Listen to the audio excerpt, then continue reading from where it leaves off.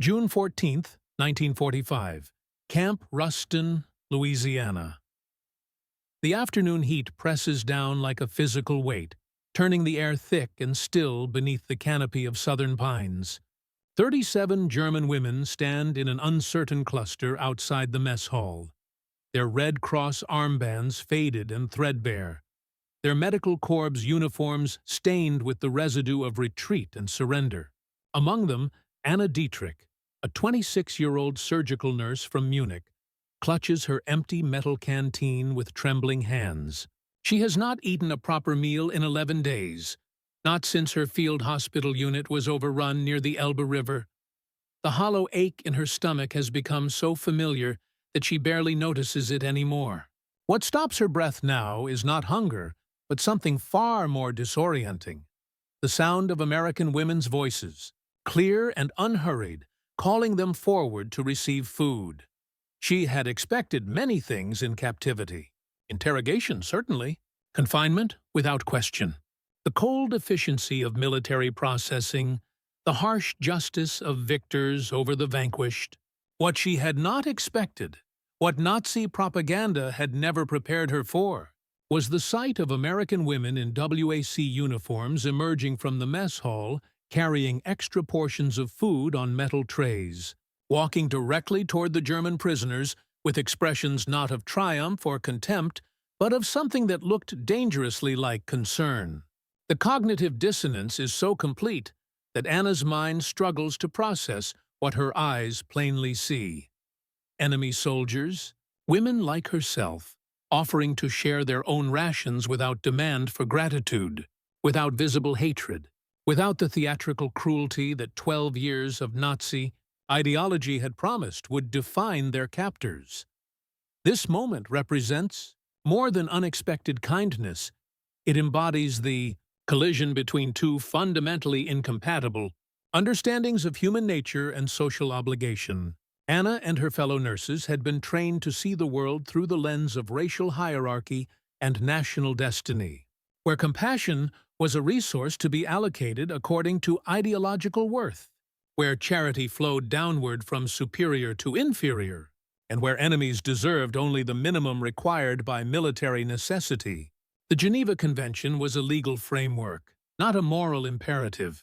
Yet here, in the oppressive Louisiana heat, American women were demonstrating a different calculus entirely, one that suggested human dignity might transcend the categories of victor and vanquished, ally and enemy, us and them. The historical context illuminates why this encounter carried such psychological weight. By June 1945, Germany lay in ruins, its cities reduced to rubble, its population facing starvation, its entire social and political order shattered beyond recognition. German medical personnel, particularly nurses who had served on the Eastern Front, had witnessed horrors that defied articulation: the systematic brutality of racial warfare, the collapse of medical ethics under ideological pressure, the transformation of healing professions into instruments of genocide. Many had been complicit, whether through active participation or silent acquiescence, in medical experiments, euthanasia programs, and the selective denial of care based on racial classifications. The moral universe they inhabited had normalized the unthinkable, making cruelty routine and compassion conditional. Anna herself had never participated in atrocities. Her conscience was clearer than many, but she had remained silent when others acted, had looked away when convenience required, had accepted the premise that some human lives mattered less than others. The shame of that silence had grown heavier with each kilometer of retreat westward, each abandoned patient, each evidence of defeat that made 12 years of propaganda ring hollow.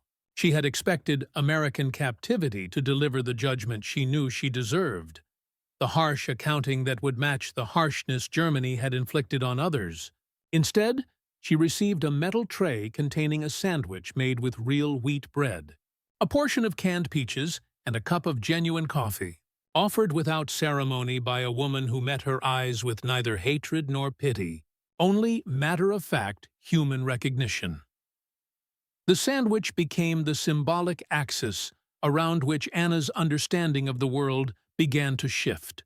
It was not the quantity of food, though after weeks of near starvation, any sustenance would have been welcome, but the quality and manner of its provision that carried meaning. The bread was fresh, soft, made from flour that had not been extended with sawdust or potato starch. The peaches were sweet, preserved in syrup that spoke of agricultural abundance and industrial capacity to transform that abundance into portable nutrition. The coffee was actual coffee, not the chicory substitute that had become universal in Germany by 1943. Each element communicated the same message. America possessed resources so vast that it could afford to feed its enemies with food its own citizens considered ordinary. But more profound than the material abundance was the emotional tenor of the exchange. The American women distributing extra portions did not gloat or demand expressions of gratitude. They did not deliver lectures about Nazi crimes or American virtue. They simply offered food to hungry people with the unselfconscious assumption that hungry people should be fed, regardless of the uniform they wore or the flag they had served. This casual compassion, this automatic extension of human solidarity across the boundaries of enmity, struck at the foundation of everything Anna had been taught about the nature of international relations, racial differences, and the fundamental separateness of peoples. The transformation of perception was not immediate or complete. Years of indoctrination created resistance even to evidence directly experienced. Anna's first reaction was suspicion. Surely this kindness concealed some strategic purpose, some psychological manipulation designed to extract information or break morale. The sandwich might be poisoned, or at minimum, this temporary generosity would soon give way to the harshness that enemies truly deserved. But as days became weeks and the pattern of decent treatment continued, suspicion gradually gave way to confusion, and confusion to the painful recognition that American behavior contradicted Nazi teachings at a fundamental level. Other German nurses experienced similar dislocations of expectation. Margaret Schmidt, a head nurse from Hamburg who had served in field hospitals from Poland to France to the final desperate defense of the Reich, found herself weeping uncontrollably when an American WAC noticed her torn uniform and quietly offered a clean shirt from her own footlocker. The gesture was small, almost insignificant in material terms, but it communicated a recognition of shared humanity that 12 years of Nazi ideology had insisted was impossible between racial groups. Margarete had been taught that Anglo-Saxons were degenerate, weakened by racial mixing and democratic softness, incapable of the hard virtues that defined German character. Yet here was practical evidence that Americans possessed a strength Germany had never cultivated: the strength to extend mercy to defeated enemies, to maintain ethical standards even when military victory made them unnecessary, to choose compassion over vengeance when vengeance would have been easier and more immediately satisfying. The documentary record preserves fragments of these encounters. American military reports from prisoner of war camps noted with some puzzlement that German female prisoners often expressed extreme surprise at the quality of their treatment, particularly the provision of food rations equivalent to those given American support personnel. Red Cross inspections documented that German medical personnel received the same medical care they had once administered, regardless of their former allegiance. The contrast with treatment of prisoners in German camps was so stark that some American commanders worried their lenient approach might be misinterpreted as weakness rather than strength. What the official records could not fully capture was the emotional and psychological impact of this unexpected mercy. For women like Anna, who had devoted years to serving a regime whose fundamental premise was the hierarchical ordering of human worth, the experience of receiving compassion from those they had been taught to despise forced a complete reevaluation of moral reality. If Americans could be kind to German enemies, what other Nazi teachings might be false? If racial inferiors could demonstrate greater humanity than the master race, What validity remained in theories of genetic superiority? If democracy produced citizens capable of such consistent decency, what advantage did authoritarian discipline really offer?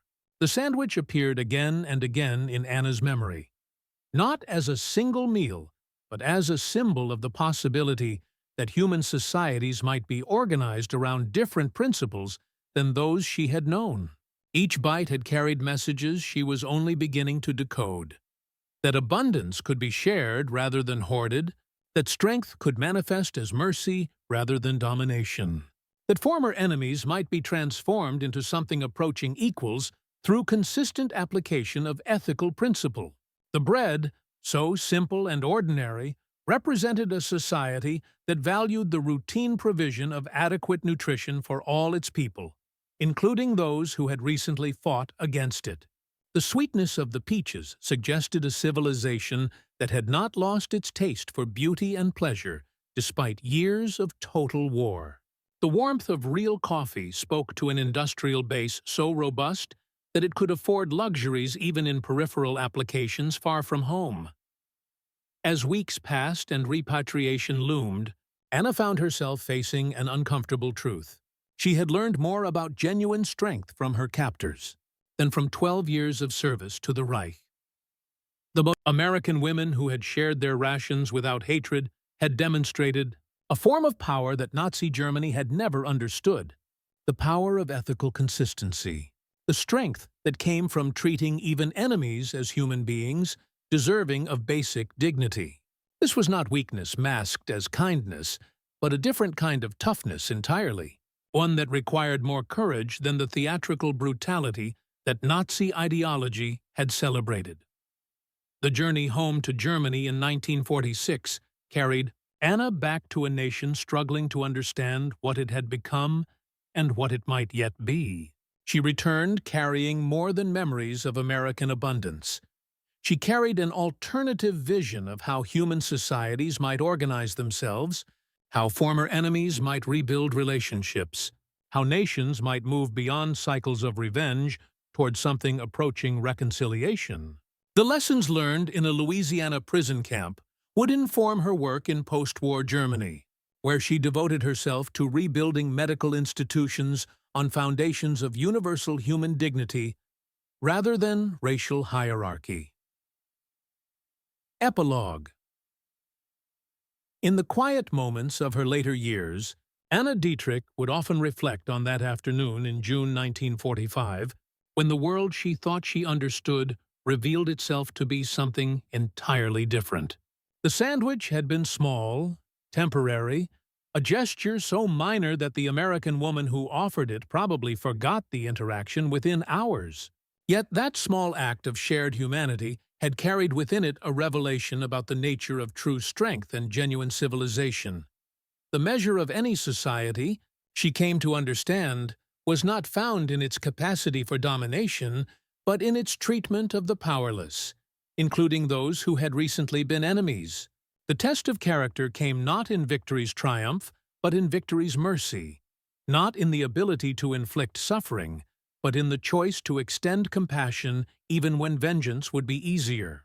The sandwich had taught her that abundance meant nothing without generosity, that strength without mercy was just brutality with better equipment, and that the most revolutionary act might be the simplest, seeing humanity in the enemy and responding with kindness rather than hate. In that recognition lay the seeds of transformation, not just for one nurse or one nation, but for the possibility that human beings might learn from their darkest moments, might choose different paths when confronted with similar choices, might build something better from the rubble of what had been destroyed. The bread, broken and shared without ceremony in the Louisiana heat, had been more than sustenance. It had been a form of communion, a bridge across the chasm of enmity, a demonstration that even after the worst that humans could do to one another, the possibility remained for something approaching grace.